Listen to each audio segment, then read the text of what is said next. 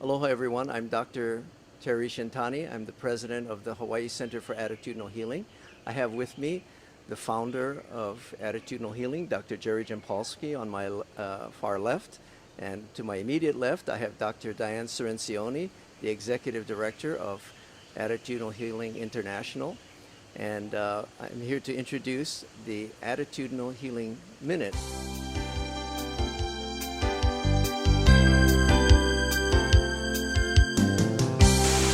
Jerry and Diane, what is attitudinal healing? Attitudinal healing is a way of living life where you really believe the only things that hurt you are your own thoughts and your own attitude. So it's about healing the negative thoughts in our mind, letting go of fear, letting go of guilt, letting go of feeling sinful, and focusing on giving unconditional love to yourself and everyone else. And attitudinal healing is also the realization that it's not people or events or experiences in the past that are causing distress in the moment.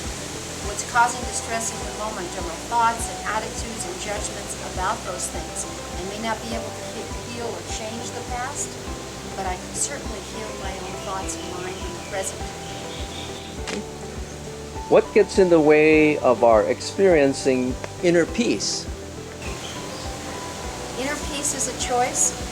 First takes the realization that we're not feeling peaceful. And it depends on what goal we have. If we have mixed goals, a goal I want this, I want that, they're usually in conflict. But if we make the choice to have inner peace as our one goal, that means a harmony and an integrity in what we think, say, and do, then inner peace is possible. It's really about letting go of our judgments of other people and of ourselves. When we stop doing that, then we find peace of mind, because that's our natural state of being. What is the role of forgiveness in attitudinal healing? Forgiveness is the core of attitudinal healing. It's letting go of all the things that we think have hurt us in our environment, letting go of our unforgiving thoughts, and allowing ourselves to return to peace. It is the most important thing we can do that allows us to love ourselves and love each other. And forgiveness is really the key to happiness. Without forgiveness, like Desmond Tutu said, without forgiveness there is no future. I think without forgiveness there is no happiness, because our unforgiving thoughts, our judgments about others, about ourselves, is what stands between us and experiencing happiness in our lives. And we're talking about forgiveness not as condoning another person's insane behavior or their acts, etc. We're talking about the forgiveness that releases us from the trauma and the pain of the judgments that we've held against others in our lives. Why do we judge ourselves and others so much? Because we listen to the ego voice of fear. It is fear that wants to separate ourselves from our Creator, separate ourselves from happiness, separate ourselves from being tender and kind to each other.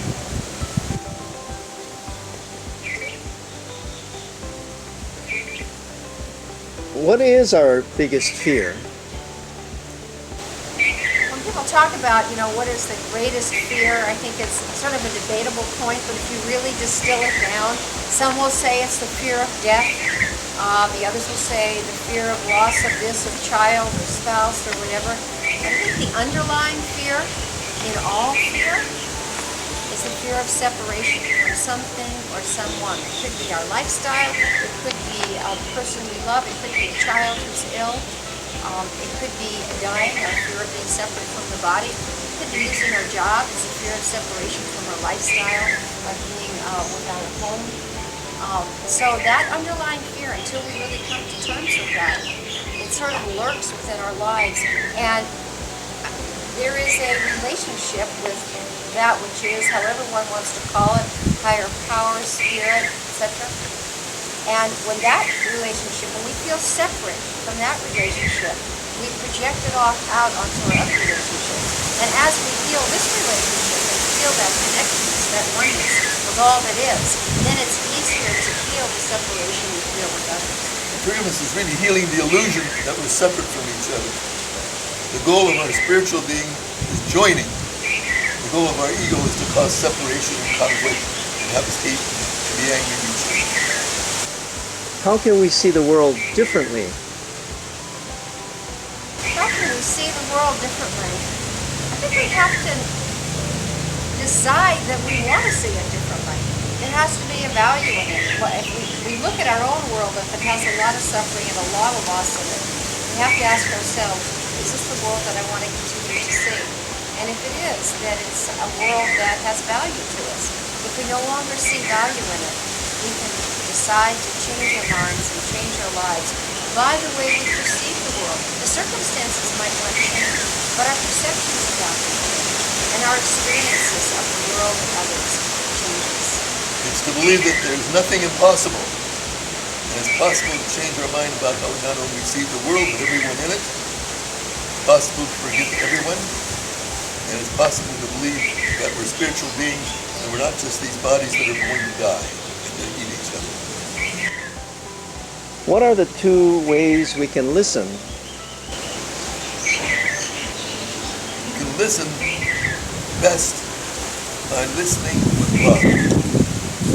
Having unconditional love, not making judgments, focusing on that person, making that person feel that they're the most important person in the world. To know that listening is love. And love is listening. Right.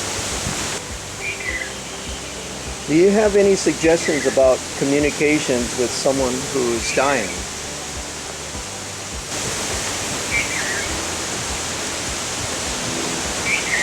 When we have the privilege of being with someone who is dying, there's always incredible opportunity for them and certainly for ourselves. The communication, I think, is so much less about the words and more about being present. Those who I have observed and been with who have done the most beautiful work for people who are dying have said very, very little. It's really the essence of their being, their own ability to be unafraid of death. And once we come to terms with our own fear of death, we're actually able to heal another person during transition time. So the communication is not necessarily the traditional one. It has a lot of words. It's more being rather than doing. It's not to take their pain away or their fear away. It's not to have a description for them how they should die. But it's to bring the energy of being present with absolute peace, harmony, and experiencing a sense of oneness with that person. It's not what we say that's so important. It's the essence of what we bring to the meeting. And I think it's also the experience that giving and receiving are the same. One of the principles of attitudinal healing, because as we're giving to another, when they're in that dying process, we are receiving back usually far more than we can ever give. How do we practice the principles of attitudinal healing when we awake in the morning? Well, what we do is we have some affirmations we do. We say to ourselves out loud, this day we're going to decide to be the happiest one in our lives, regardless of what's going on in our life. We decide that we're not going to use words or actions as weapons to each other or anyone else that we find. It means that we're going to stop judging. It means that we're going to be a vehicle of love. Know that love is the answer no matter what problem we have. The principles of attitudinal healing are sort of a guiding light for us each day. And one of the things that we do is our to-be list, which is located on the website, ahinternational.org, under media. And that to-be list really gives us a guideline for the day, the essence of who we are. It's like our spiritual DNA, the to-be list. It's like we aspire to be compassionate, to be empathetic, to be happy, to be have integrity, to feel love, experience love, etc. And all of those things intertwine with the principles of attitudinal healing. Might add a few other things that we decide that we're going to be guiltless, we're going to be sinless, we're going to be judgeless. We might remind ourselves that we're spirit, not bodies. We might remind ourselves that we're one with all that is life. Remind ourselves that we're formless, we're limitless, our mind is limitless, we're ageless, and we're fearless, and we're eternal, that we are compassionate, and we are honest, we are full of integrity, we're trusting, faithful, and it's really important that we're unmeasurable. And unlimited. Why is it helpful to stop making interpretations? Aha! Interpretations is the figment of our ego that wants us to be in conflict, that wants us to be unhappy. So it suggests to us that we interpret people's behavior and act like a God. It's going to make you happy, because then you'll know who your enemy is and who your friend is. Sounds good to me. You mentioned the to-be list. What is the difference between a to-be list and a to-do list? Huge difference between a to-do list and a to-be list. The to-do list used to run our lives. Now our to-be list does. We wake up in the morning and the first thing you do is you think about all the things you have scheduled for the day. I'm going to do this and do that, etc. And instead we start it with our to-be list even before we get out of bed. And that to-be list is available at ahinternational.org, free under media. You can download it. And it reminds us of the essence of who we are. And the first principle of attitudinal healing is that the essence of our being is love. And that principle, I really believe, if you really remember the first one, you wouldn't need the other 11. That one really stays in our mind, in our focus, when we use the to-be list each day. Is happiness really our natural inheritance? Yes. Happiness is our natural inheritance, and as the Dalai Lama says in Buddhism, is that the goal in life is to be happy and to help alleviate suffering of others. And it's hard for us a lot of us, to think that happiness is our inheritance or that we deserve to be happy, because our lives dictate that to us, and we weren't told that, and our circumstances did not prove that. And Yes, we thought that the cause of everything is something external from us, yes, rather than that which we created is the love that came to us through our Creator. right. And we thought that circumstances were what dictated our happiness. But we've come to realize that it's not our circumstances, not what's even happening around us or even in the world, but it's our state of mind, it's our attitude about life and about ourselves and our forgiveness of ourselves and others and the world. It's not a fair world. Those are the things that allow us to be happy. It's an insane world when we listen to the ego. Yes, it is. Who can benefit from attitudinal healing?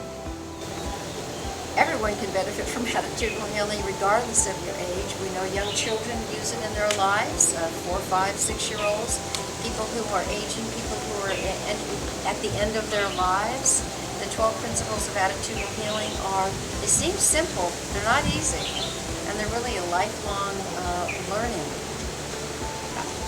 Everyone that wishes to want to be peaceful and live in the consciousness of giving and helping others as a way of life, those people can choose attitude healing. And also, attitudinal healing is extremely cross-cultural. People in over 60 countries use it in their lives. Culture, faith, economic situation, age, gender, none of those things have ever determined whether one can use attitudinal healing or not. It's really available for everyone to use in their lives, and it's free. What can attitudinal healing do for me?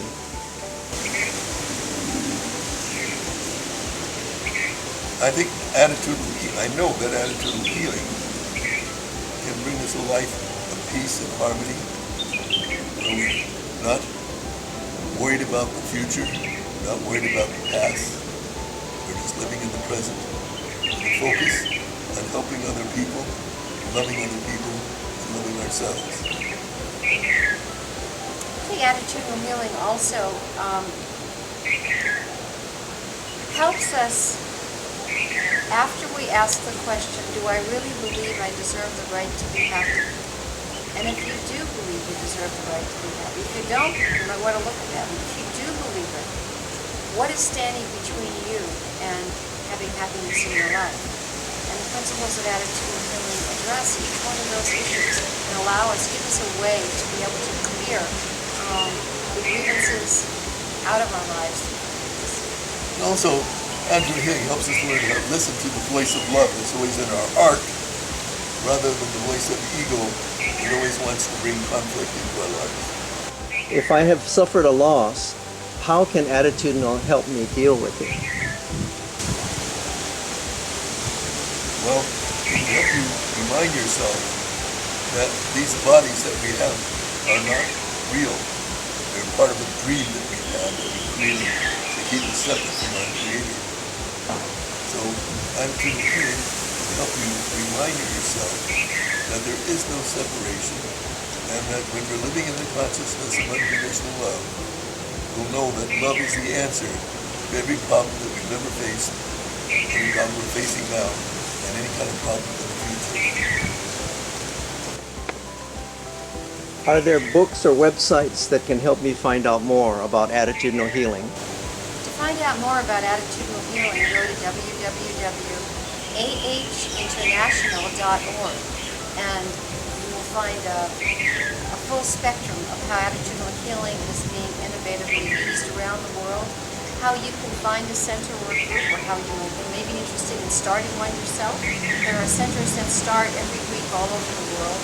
And also, we welcome you to look into the 2014 40th Anniversary International Conference. What about books that we can read? Well, there are a number of our books on our website, like Love is Letting Go of Fear, Goodbye to Guilt, Teach Only Love, Change Your Mind, Change Your Life, Mini Course for Life, The Old Shit Factor, Waste Management for Our Minds for Young Adults. And those books are all available on the ahinternational.org website under books, and you go straight to Amazon, so you can order straight to Amazon. What is an Attitudinal Healing support group? An Attitudinal Healing support group is the core of the Attitudinal Healing model, although Attitudinal Healing has been adapted innovatively to many other aspects of life. And the support group is one that usually meets about every week for about 2 hours. It's based on the principles of Attitudinal Healing and on the guidelines for groups. And it's a place where it is facilitated by a trained facilitator who is not a therapist, who is not someone there to fix it. No one's there to fix anyone up. People are there to be able to create an unconditionally loving environment where each person can find their own highest wisdom using the principles of Attitudinal Healing to work with each one of their challenges. How do I get trained to be an Attitudinal Healing support leader? In order to be trained in Attitudinal Healing, just go to ahinternational.org and look for the location near you, or just email us online. We'll let you know where the local training is going to be, or one that you can go to. Oh, the center here in Hawaii, like you said, for Attitudinal. Absolutely, yes. Of course, the Hawaii Center here, Hawaii Center for Attitudinal Healing here in the Hawaiian Islands, for sure. It's called the center. Final question, Jerry and Diane. If you had a message for the world in 1 minute, what is your message to the world? To know that there will not be peace in the world until there's peace in ourselves. And you create passion. Make that your comfort zone. Passion to help other people by giving everyone unconditional love and accepting it yourself. And to make forgiveness as important as breathing. I think it's a pretty important 1 minute message, Jerry. I don't know how much I can add to that, except to say that if we've learned anything over these years, is that each of us individually has the ability and the right to be able to heal our own minds and heal our own hearts and to find happiness in our lives. And through giving and receiving, through recognizing that we're all students and teachers to each other, by recognizing that the essence of our being and the essence of other people's beings is love. And through forgiveness, we're able to find that happiness in our lives. And Attitudinal Healing facilitates that in a very universally accepted way. and to live a life where you demonstrate your equality between the sexes. All right. Thank you very much for our Attitudinal Healing Minutes. Thank you for being in this marvelous place in Hawaii. All right. Aloha.